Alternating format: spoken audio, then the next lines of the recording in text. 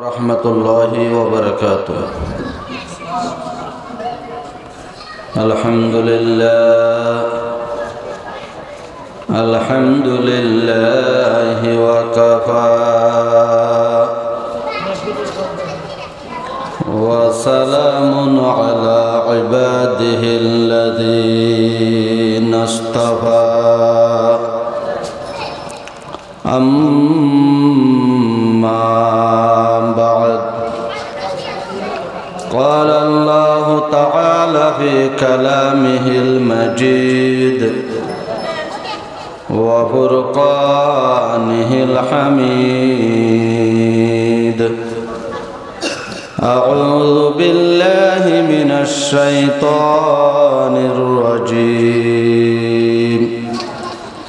بسم الله الرحمن الرحيم.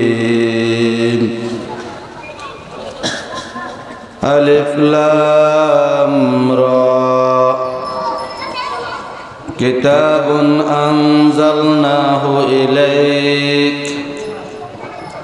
لتخرج الناس من الظلمات إلى النور بإذن ربهم إلى صراط العزيز الحميد.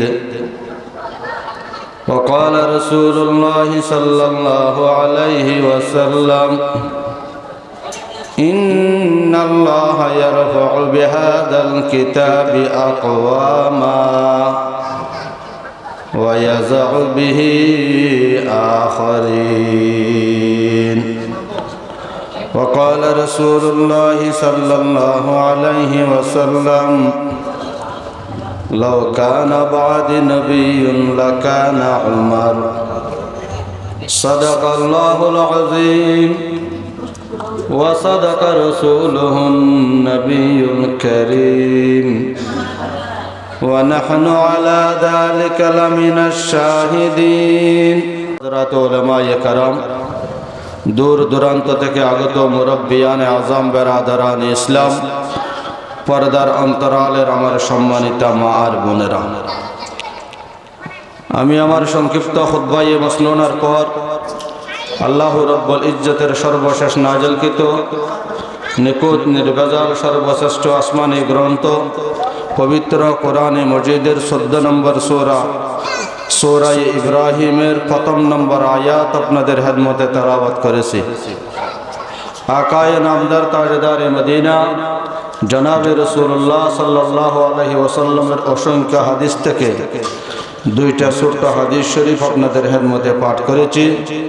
আল্লাহ রব্বুল ইজ্জত যদি তৌফিক দান করেন, তেলাওয়াতকৃত আয়াত এবং হাদিসকে সামনে রেখে স্বল্প সময়ে অতি সংক্ষেপে মুখতাসার আলোচনা আপনাদের খেদমতে রেখে আমি আমার আলোচনা রীতি টানার চেষ্টা করব। ওয়া মা তৌফিক ইল্লা বিল্লাহ, আলাইহি তাওয়াক্কালতু ওয়া ইলাইহি উনীব। আমরা যে মাহফিলে বসেছি, অবশ্যই আমরা সকলে জানি এটা একটা কোরআনের মাহফিল।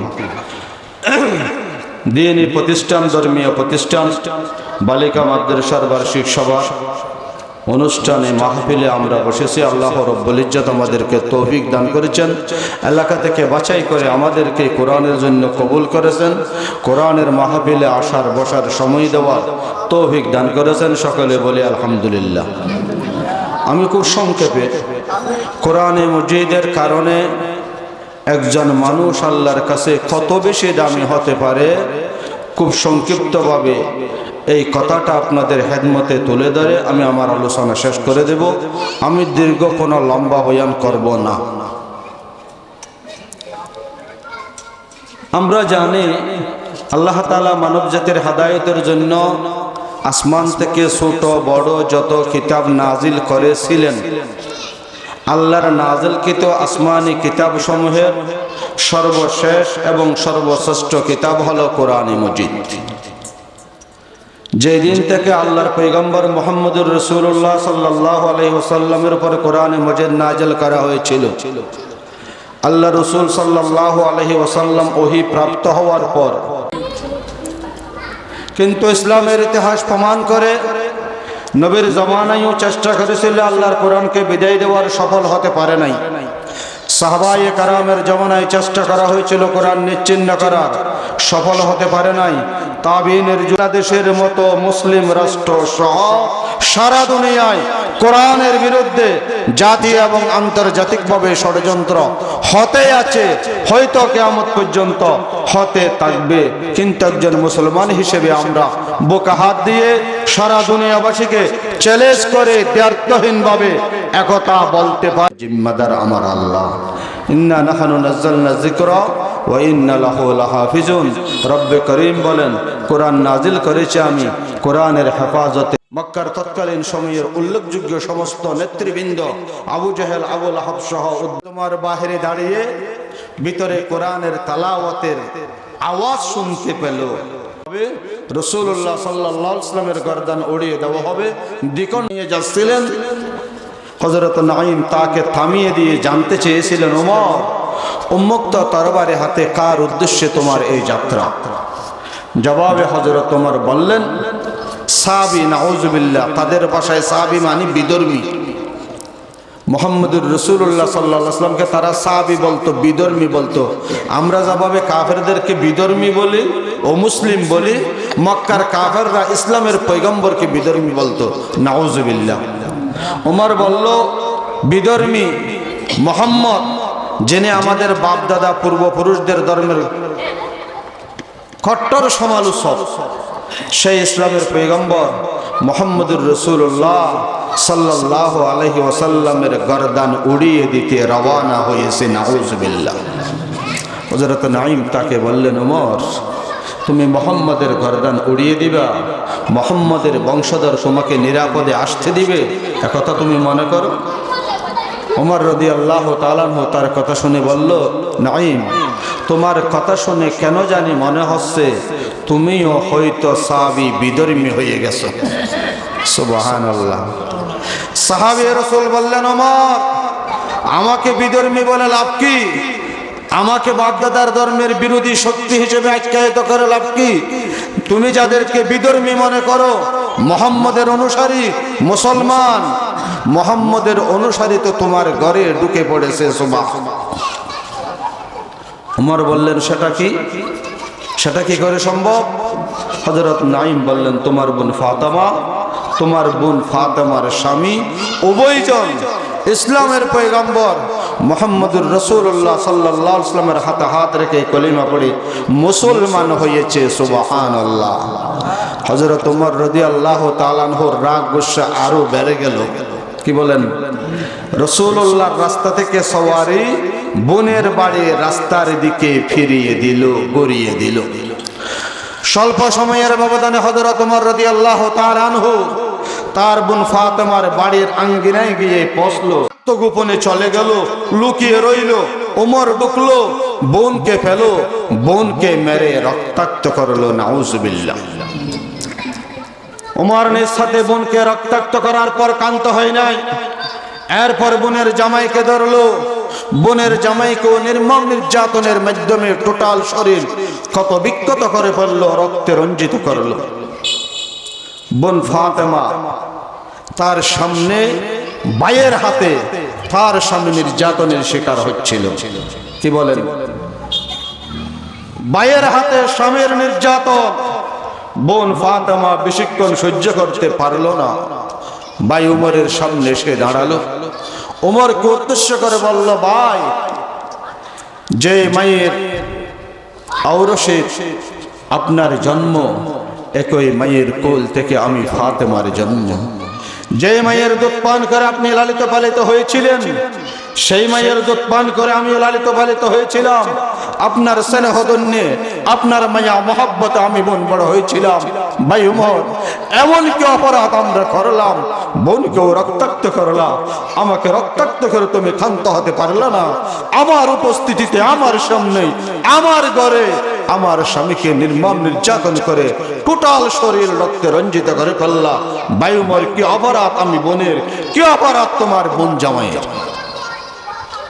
ওমর, ভাই উমর, যদি মনে করে থাকেন ইসলামের পয়গম্বর মুহাম্মদুর রাসূলুল্লাহ সাল্লাল্লাহু আলাইহি ওয়াসাল্লামের হাতে হাত রেখে কলিমা পড়ে মুসলমান হওয়ার অপরাধে, আল্লাহর ঈমানকে কলবে স্থান দেওয়ার অপরাধে যদি ভাই উমরের এই নির্মম নির্যাতন হয়ে থাকে, ভাই উমর, আমি বোন ফাতেমা আপনাকেই বলতেছি, কান পেতে শুনে রাখুন।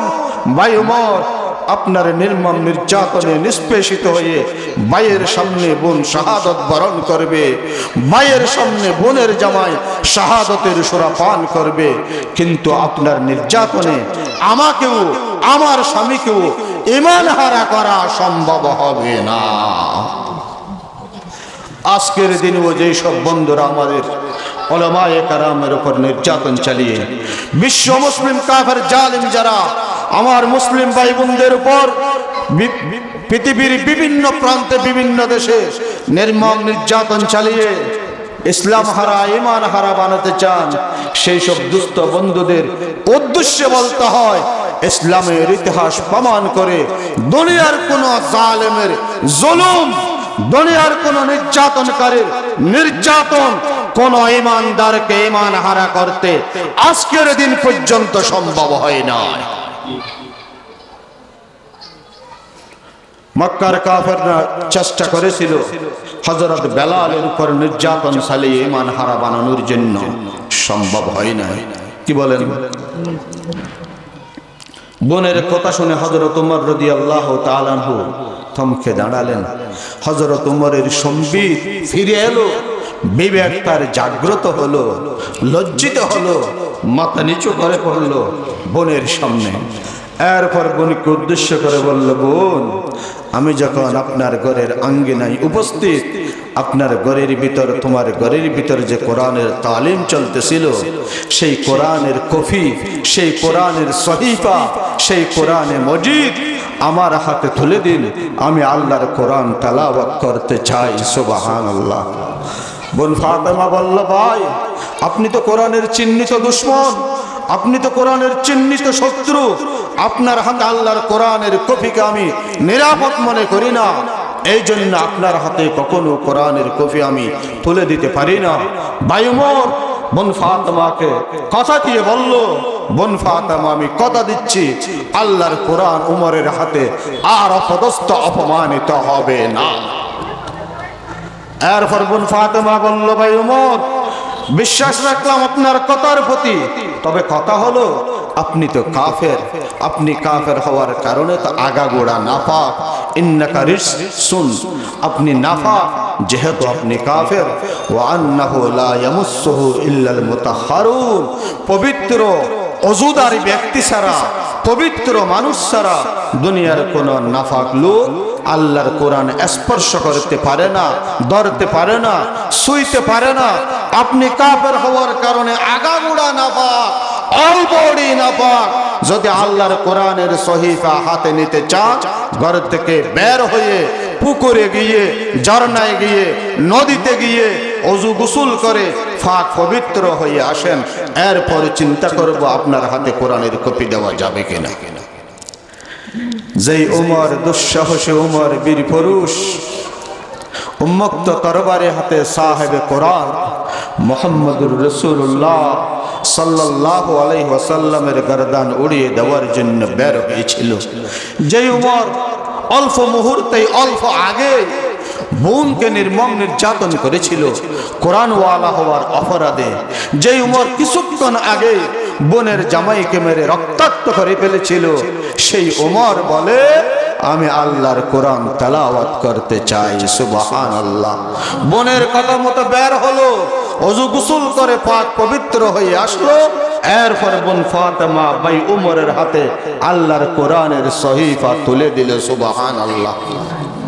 এতটুকু অবস্থা হলো। হযরত ওমর এবার কি হাতে নিল?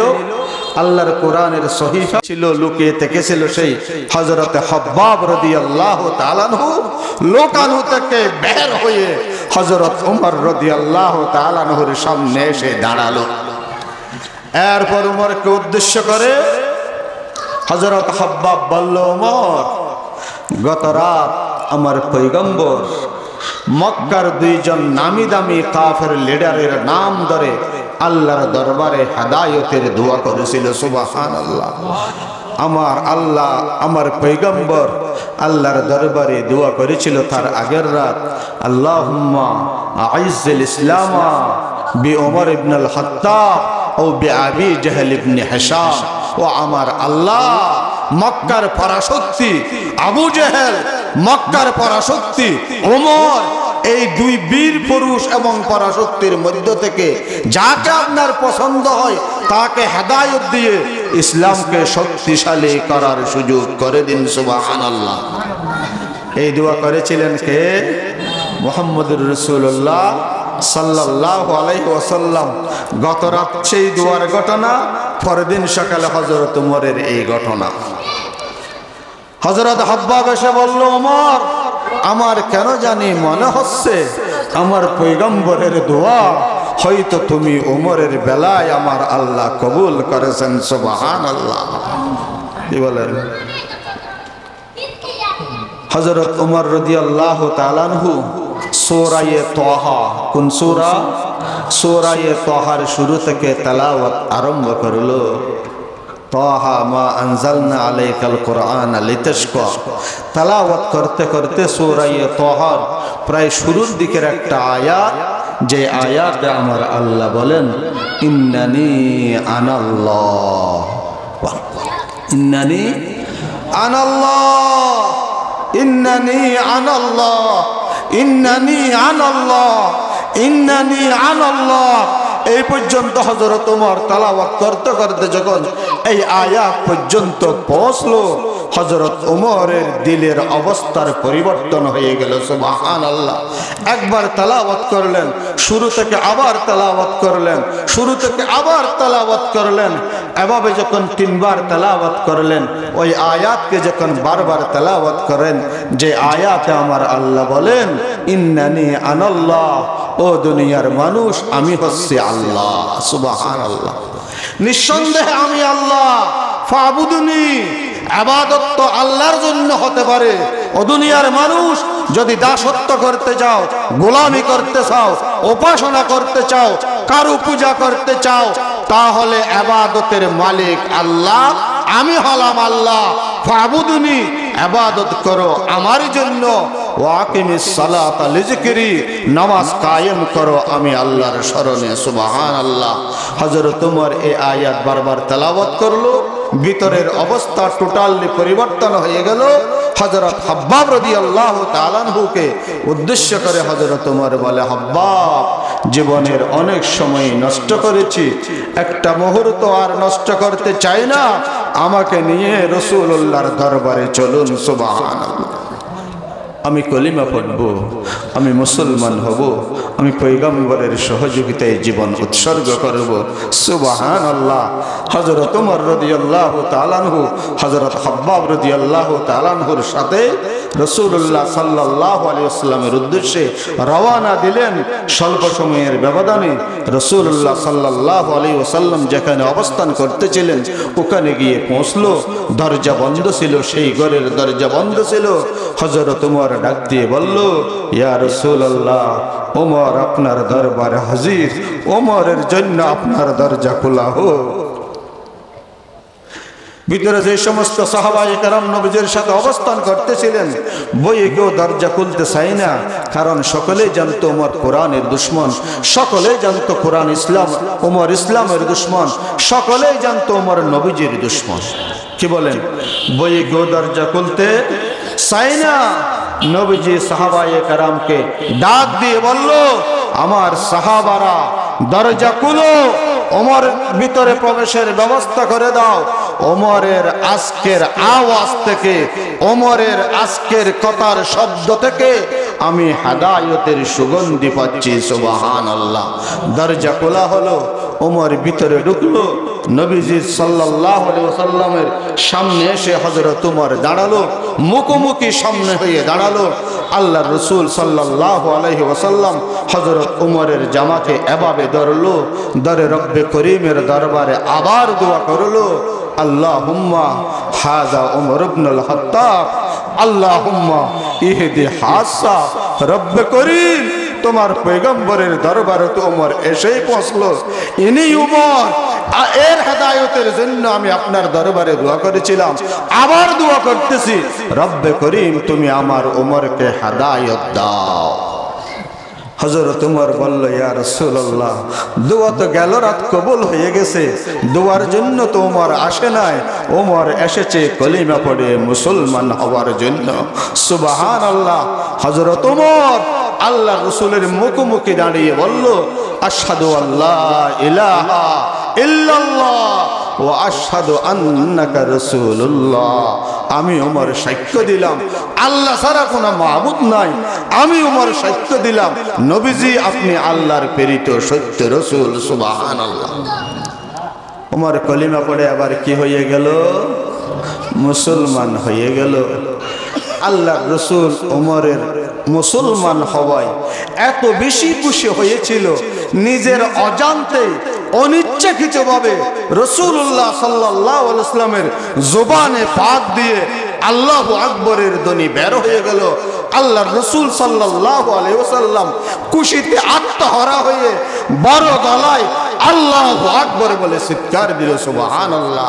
পয়গম্বরের আল্লাহু আকবরের চিৎকার শুনে উপস্থিত সমস্ত সাহাবারা আল্লাহু আকবরের চিৎকার দিয়েছিল। সুবহানাল্লাহ। ওমর কবুল হয়, ওমর মুসলমান হয়, পয়গম্বর খুশি হয়, খুশিতে আত্মহারা হয়ে আল্লাহু আকবরের ধ্বনিতে নিজের রুম নয় শুধু আল্লাহর আরশকেও প্রকম্পিত করলো। সুবহানাল্লাহ। পয়গম্বর কিসের চিৎকার দিয়েছিল? কথা বলুন। আল্লাহু আকবরের চিৎকার। কিসের চিৎকার দিয়েছিল? আল্লাহু আকবরের চিৎকার। কিছুদিন আগে ভারতের জমিনে মুস্কান নামে একজন মহিলা, মনে আছে কথা, কলেজ পড়ুয়া আমার এক বোন, আমার পার্শ্ববর্তী দেশ ইন্ডিয়ায় যখন পর্দার বিরুদ্ধে, হিজাবের বিরুদ্ধে মুসলমানের মেয়েদেরকে কলেজে ঢুকতে দিচ্ছিল না, হিজাবের বিরুদ্ধে, পর্দার বিরুদ্ধে যখন ভারতের কাফেররা, কাফেরের বাচ্চারা আমার কলেজ পড়ুয়া বোনদেরকে অসম্মান করার চেষ্টা করেছিল, আমার সেই মুসলিম বোন মুস্কান কেবল একটা আল্লাহু আকবরের চিৎকার দিয়েছিল। চিৎকার দিয়েছিল আমার এক মুসলিম বোন ভারতের জমিনে, ইন্ডিয়ার জমিনে। মুস্কানের এক আল্লাহু আকবরের ধ্বনিতে সারা দুনিয়ার কাফেরের দিলে কম্পন শুরু হয়েছিল। কথা ঠিক কিনা? কথা ঠিক কিনা? গতকাল আর আগের দিন মাওলানা মামুনুল হককে নারায়ণগঞ্জ আদালতে উপস্থিত করা হয়েছিল। নেটের সাথে, নেট জগতের সাথে, মিডিয়ার সাথে যাদের সম্পর্ক, ইন্টারনেটের সাথে, ফেসবুকের সাথে, ফেসবুকের সুবাদে হয়তো আপনারা দেখেছেন। কি বলেন? যখন মাওলানা মামুনুল হককে নারায়ণগঞ্জের আদালতে হাজির করা হচ্ছিল, আমাদের তো এখন আলেমদের যারা জেলে বন্দী, ওদের হাতে বেরি দেখতে হয়। কি বলেন? ওদের পায়েও বেরি দেখতে হয়, ওদের কোমরে ডান্ডা বেরি দেখতে হয়, কোমরে রশি বেঁধে ওদেরকে গরুর মতো টানতে দেখতে হয়। কথা ঠিক কিনা? অসহায় মাওলানা মামুনুল হকের মুখ দিয়ে আদালত চত্বরে অনিচ্ছাকৃতভাবে বের হয়ে আসলো আল্লাহু আকবরের ধ্বনি। কি বলেন? ডক্টর ইকবাল বলেন, मसवल्ला के लिए आगा है तकबीर तेरी, मसवल्ला के लिए आगा है तकबीर तेरी, तो मुसलमान है तो तकदीर है तदबीर तेरी, तो मुसलमान है तो तकदीर है तदबीर तेरी।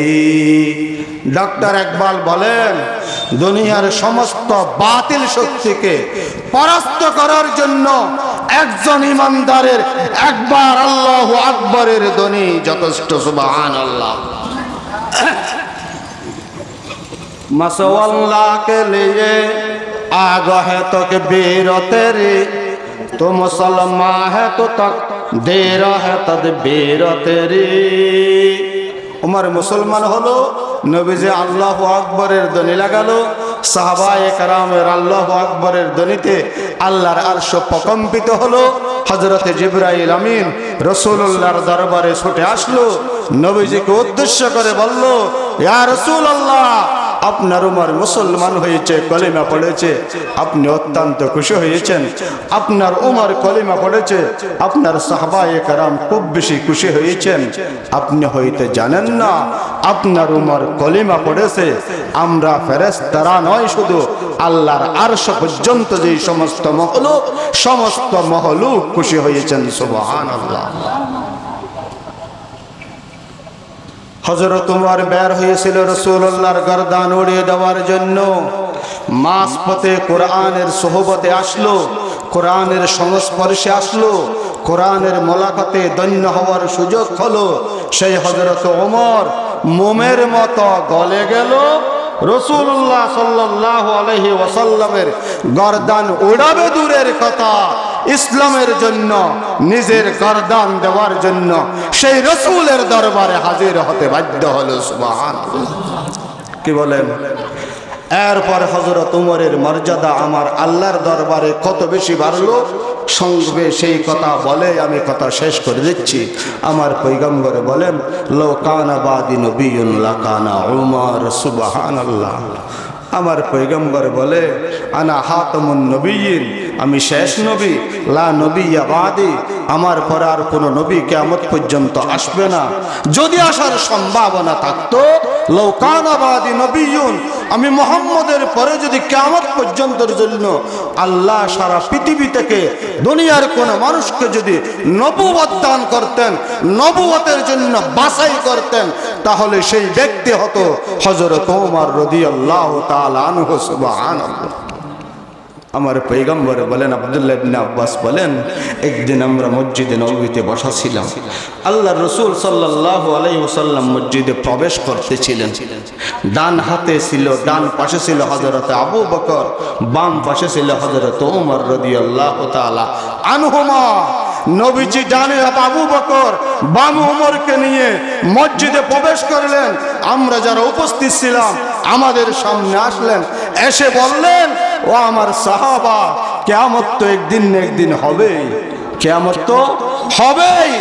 যেই দিন কিয়ামত সংগঠিত হবে, কবর থেকে যখন আমি পয়গম্বর মুহাম্মদুর রাসূলুল্লাহ সাল্লাল্লাহু আলাইহি ওয়াসাল্লামকে ওঠানো হবে, যখন আল্লাহর দরবারে কিয়ামতের ময়দানে আমাকে হাজির করা হবে, সেই দিনের সেই শুভ মুহূর্তে যখন আমি রব্বে করিমের দরবারের দিকে রওয়ানা দিব, কবর থেকে উঠে ডানে থাকবে আবু বকর, বামে থাকবে উমর, ডানে আবু বকরকে নিয়ে বামে উমরকে নিয়ে রব্বে করিমের দরবারে হাজির হব। সুবহানাল্লাহ। আল্লাহর কোরআন উমরকে কত না বেশি দামি বানালো। কি বলেন? দুনিয়ার মুমিন মুসলমান শুধু উমর নয়, উমরের মতো যেই সমস্ত মুসলিম নরনারী কোরআনের সংস্পর্শে আসার তৌফিক হয়েছে, সমস্ত সেই মানুষদেরকে আল্লাহর কোরআন দামি বানিয়েছেন। কথা ঠিক কিনা? শুধু তা নয়, মানুষ নয়, ইমানদার নয়, মরা বৃক্ষ, গাছ, মাদার গাছর রিয়া দামি না বেদামি? 1 লাখ টাকা বসার দামি না 20 টাকা মাদার গাছর রিয়াল দামি? কথা বলুন। বিয়ের দিনের আমার নববধূর 50,000 টাকার প্রথম শাড়ি দামি না 1 গজ 20 টাকার টেট্টুন কাপড়ের কোরআনের জুজদান দামি? কি বলেন? আপনার ঘরের ব্যারিস্টার দামি না বড়ইতলি মাদ্রাসার আফজাহানার হাফেজে কোরআন দামি? কি বলেন? কিসের উসিলায়? আল্লাহর কোরআন। আল্লাহর কোরআনের সাথে ব্যক্তি লেগেছে, মর্যাদা বেড়েছে। আল্লাহর কোরআনের সাথে গাছ লেগেছে, মর্যাদা বেড়েছে। আল্লাহর কোরআনের সাথে কাপড় লেগেছে, মর্যাদা বেড়েছে। কিয়ামত পর্যন্ত যে বা যারা মানুষ হোক বা আল্লাহর অন্য যে কোনো সৃষ্টি মহলুক হোক না কেন, কোরআনের সংস্পর্শে আসবে, কোরআনের সাথে সুসম্পর্ক ঘটবে, মহব্বত ঘটবে, মহব্বত বাড়াবে। আল্লাহ তাআলা তাদের সকলকে হযরত ওমর রাদিয়াল্লাহু তাআলা আনহুর মতো দামি বানাবে। কি বলেন আপনারা? ইনশাআল্লাহ আমরাও যদি কোরআনের সংস্পর্শে আসি, কোরআনের তালাওয়াত করি, কোরআন মতো আমল করার চেষ্টা করি, কোরআনওয়ালা হক্কানে আলেম ওলামা হাফেজে কোরআনদেরকে মহব্বত করার, সহযোগিতা করার, সম্মান করার চেষ্টা করি, আল্লাহ তাআলা আমাকে আপনাকে দামি বানাবেন। কি বলেন? ইনশাআল্লাহ। আল্লাহ রাব্বুল ইজ্জত আমাদের সকলকে কোরআনের সংস্পর্শে এসে আল্লাহর দরবারে দামি হওয়ার তৌফিক দান করুক। ওয়াহিরু দাওয়ানা আনিল হামদুলিল্লাহি রাব্বিল আলামিন ওয়াসসালাতু ওয়াসসালামু আলা সাইয়্যিদিল আমবিয়া ওয়াল মুরসালিন। আসসালামু আলাইকুম ওয়া রাহমাতুল্লাহি ওয়া বারাকাতুহু।